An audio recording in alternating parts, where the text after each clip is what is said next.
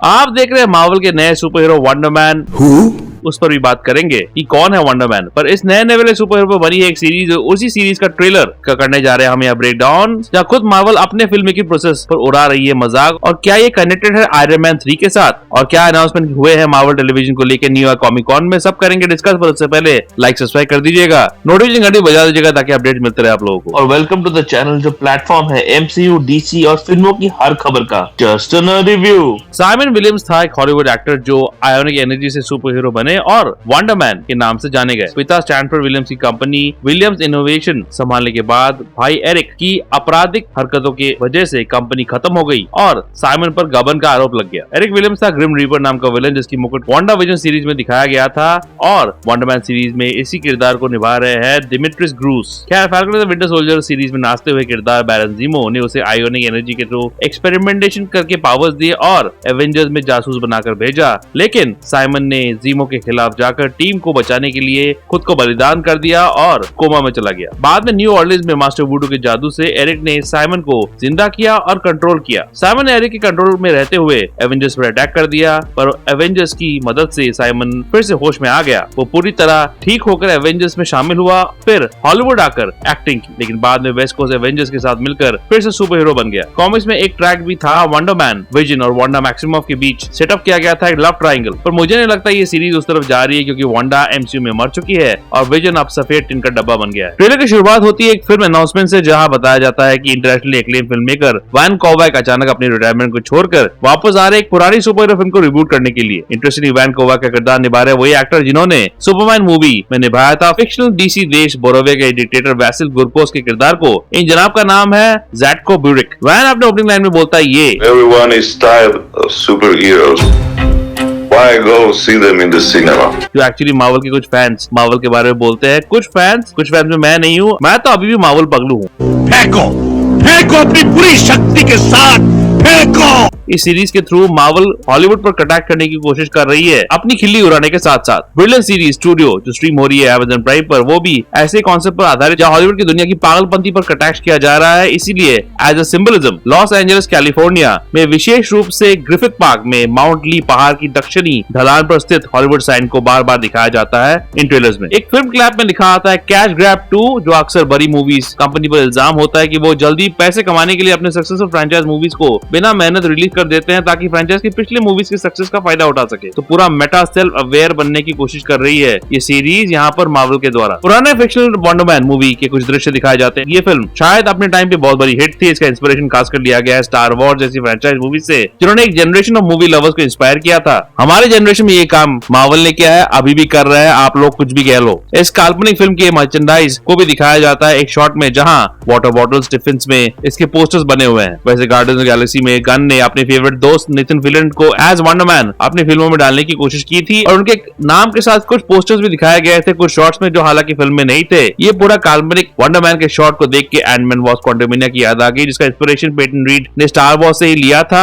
नहीं लेते तो और अच्छा होता। कौन बताएगा? इस काल्पनिक सुपर हीरो मूवी का सबसे बड़ा फैन रहा है साइमन विलियम्स, जो बचपन में ये फिल्म देखते हुए इंस्पायर्ड होते हुए दिखाई देता है इस ट्रेलर में। उसके बगल में बैठा है शायद उसका पिता स्टैनफोर्ड विलियम्स, जो यहाँ इंडस्ट्रियलिस्ट तो नहीं लग रहा है। इस सीरीज में बिजनेसमैन साइमन पर इतना ध्यान नहीं दिया जाएगा शायद, पर उसकी हॉलीवुड करियर को आगे लाया जाएगा, जो जैसे मैंने पहले मेंशन किया था उसका कॉमिक बुक कहानी का पार्ट है। स्टंटमैन से लेकर स्ट्रगलिंग एक्टर, फिर सक्सेसफुल एक्टर, फिर छोड़ा और फिर ज्वाइन किया था कॉमिक्स में। सीरीज में साइमन का किरदार निभा रहा है याया अब्दुल मती, जो इससे पहले डीसी के एक्वामैन में भी स्टार कर चुके हैं। क्योंकि वो बचपन से ही वंडर मैन का फैन रहा है, तो उसे ये वैन कोवैक फिल्म किसी भी हालत में चाहिए। यही वो कहता है अपने एजेंट को जो इस किरदार को निभा रही है, एक्स मायो। हॉलीवुड में एक्टर्स के अलग अलग एजेंट्स होते हैं जो उनको फिल्म में एडवर्टाइजमेंट्स, अलग अलग प्रोजेक्ट्स दिलवाते हैं। एक्स मायो यहाँ हॉलीवुड सुपरस्टार लियोनार्डो डिकैप्रियो की बात करती है। याया का साथ इस सीरीज में दे रहे हैं एक और एमसीयू का ever struggling actor Trevor Slattery, जिसकी कहानी एमसीयू में शुरू हुई थी आयरन मैन 3 के साथ। किरदार को निभाते हैं legendary Ben Kingsley. Iron Man 3 में किंग्सली को प्रेजेंट किया गया as the leader of 10 rings Mandarin, पर बाद में ये पता चला कि मैंडरीन तो वो है ही नहीं, वो था एक स्ट्रगलिंग एक्टर जिसे एडवांस आइडिया मैकेनिक्स नाम की कंपनी ने हायर किया मैंडरीन नाम के टेररिस्ट का नाटक करने के लिए, ताकि वो कंपनी जो जो इलीगल ह्यूमन एक्सपेरिमेंट्स कर रहे थे एक्सट्रीमिस्ट नाम की, उससे जो मौतें होंगी उसका इल्जाम लगा दिया जाए इस फेक मैंड्रिन पर। बाद में फैंस ने हल्ला किया कि मैंड्रिन के साथ हुई है नाइंसाफी, और फिर मार्वल ने अपने एक वन शॉट में इस चीज को रेडकॉन किया, जहां 10 रिंग्स के एजेंट को जेल भेजा गया ट्रेवर को जेल से निकलवाने के लिए, क्योंकि असली मैंड्रिन उससे मिलना चाहता था। असली मैंड्रिन निकला शांग-ची का बाप वेन वू, जिसने ट्रेवर को उसके और उसके स्टाफ की पर्सनल एंटरटेनमेंट के लिए चाइना में अपने पर्सनल जेल में बंद कर दिया, और यही शांग-ची को मिला ट्रेवर, जिसने उसे वहां से छुड़वाया। और ट्रेवर फिर से एक्टर बनने की कोशिश कर रहा है इस सीरीज में। हालांकि आयरन मैन 3 में उसका मैंड्रिन रोल का रेफरेंस हुआ है, तो एमसीयू में लोग अभी भी उसे मैंड्रिन के नाम से ही पहचान रहे हैं। वैन कोवाक के एक बोर्ड दिखता है यहाँ पर, जो भरा पड़ा है एमसीयू ईस्टर एग से। ब्लैक पैंथर का चित्र दिखता है, इसके ऊपर दिखता है लेटिशिया राइट का फोटो एज नई ब्लैक पैंथर। थॉर का शरीर दिखता है, कैप का एक और फोटो दिखता है जहाँ उसका शील्ड दिखाई देता है। एवेंजर्स के एलियन चितारी का एक फोटो दिखाई देता है। नीचे आप आयरन मैन का चित्र देख सकते हैं। वैन के पीछे एक क्री का चित्र है नीले कलर का, और उसके ऊपर है एक स्कल का चित्र, दोनों जो captain Marvel the Marvels movies में देख चुके हैं। क्या ये अवतार मूवी से एलियन प्रजाति नावी का फोटो है? क्री के जस्ट ऊपर guardians of the Galaxy volume 3 के आखिरी पलों में सोते हुए जायंट ग्रूट वाले सीन की तरह ही लगता है। नीचे कुछ पुराने जमाने के टाइपराइटर्स दिखते हैं जो आजकल गायब भी हो गए हैं। क्या ये जैक स्नाइडर की मूवी वॉचमैन के किरदार डॉक्टर मैनहट्टन का फोटो है यहाँ पर? तो काफी फेमस सुपर हीरो किरदारों को जो अलग अलग फ्रेंचाइजेस है उनको डाला गया है इस बोर्ड में, जो नोवा के इंस्पिरेशन होंगे, जिससे वो ये वंडर मैन रिब्यूट करना चाहता होगा। वैसे ट्रेवर और साइमन एक शॉट में एक थिएटर से निकलते हुए दिखते हैं, और उनके बगल में दिखता है कुछ नामचीन मूवीज के नाम। तोरा तोरा तोरा एक वॉर एक्शन फिल्म जो बेस्ड था जापान के अटैक पर ऑन पर्ल हार्बर। 20,000 आइज था एक 1961 क्राइम ड्रामा। मिडनाइट काउबॉय था 1969। बड़ी मूवी के स्टार थे डस्टिन हॉफमैन। पर मुझे लगता है कि ये सारा फिल्म वाला ट्रैक एक नकाब। मुझे लगता है कि ये सारा वैन कोवैक सुपर हीरो फिल्म के थ्रू टेस्ट सब्जेक्ट को खोजा जा रहा है एक बदमाश प्राइवेट कंपनी के द्वारा, जो मुझे लगता है हो सकता है वही एडवांस आइडिया मैकेनिक्स AIM के द्वारा जो आयरन मैन 3 के विलेन थे। हो सकता है उन लोगों ने एक्सट्रीमिस्ट प्रोजेक्ट जहां आयरन मैन 3 के दौरान लोग मर रहे थे उस पर काबू पा लिया होगा, और अब वो करना चाहते हैं एक round of illegal human test subjects इन भूले बसरे एक्टर्स के साथ। आप इनकी शक्लें देखो, कोई भी सुपर हीरो जैसा लग रहा है क्या? नहीं। पॉसिबल कि इसी एक्सपेरिमेंट में जिस एलिमेंट का इस्तेमाल किया जा रहा है उसे कहा जाएगा आयोनिक एनर्जी। थंडरबोल्ट में हमने देखा था कि प्राइवेट कंपनीज अपना अपना सुपर हीरोज बनाना चाहते हैं एवेंजर्स को रिप्लेस करने के लिए, तो AIM भी अपना आयोनिक एनर्जी वाला हीरो बनाना चाहता होगा, जिसे नाम दिया जाएगा वंडरमैन। इट्स अ पॉसिबिलिटी कि नोवैक सोकोविया से हो और उसका लिंक हो बैरन ज़ीमो से, जो भी सोकोविया से ही है, जिसे आखिरी बार देखा गया था falcon and the winter soldier में नाचते हुए। शायद सुपर हीरो से नफरत करते करते अब वो अपना सुपर हीरो बनाना चाहता होगा जिससे वो कंट्रोल कर सके, ताकि वो एवेंजर्स के पास साइमन को भेजे एवेंजर्स का सफाया करने के लिए, क्योंकि ज़ीमो करता है एवेंजर्स से नफरत, और ये कॉमिक बुक एक्यूरेट भी होगा। आखिर ज़ीमो ने ही साइमन को पावर दिए थे कॉमिक्स में।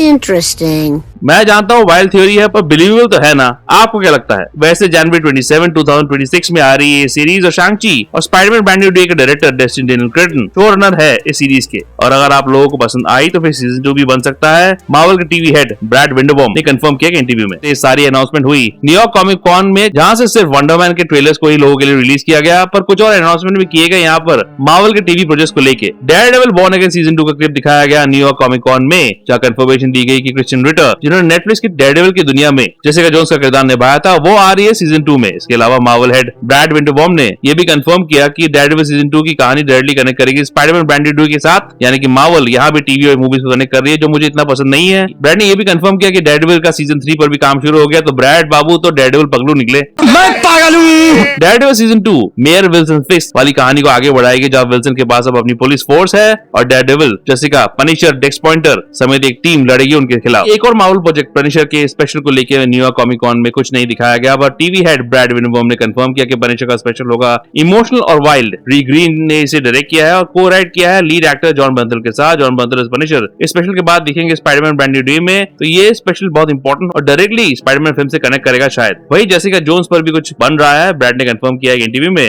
शायद एक स्पेशल या फिर एक सीरीज, तो काफी कुछ बन रहा है मार्वल टीवी में।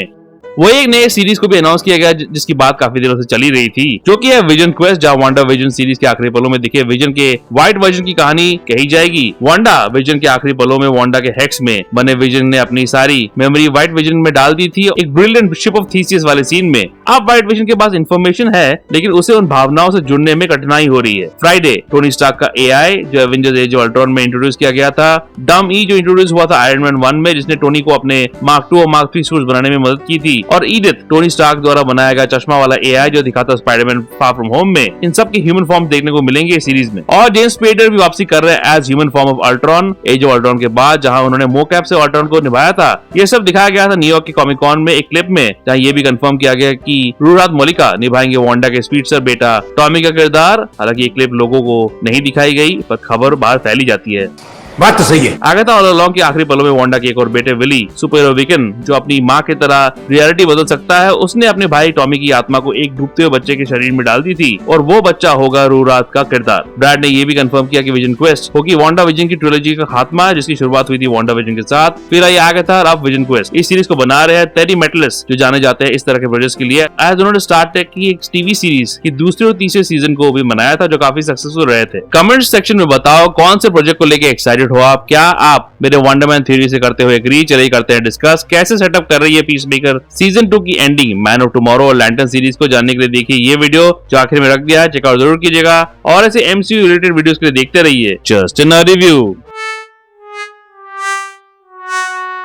रिव्यू के अपडेट्स के लिए और छोटे बड़े स्निपेट्स के लिए फॉलो कीजिए ऑन ट्विटर @ProNerdyView201 में और ProNeedDiaryBlogspot.com में भी आपको अपडेट्स मिल जाएंगे।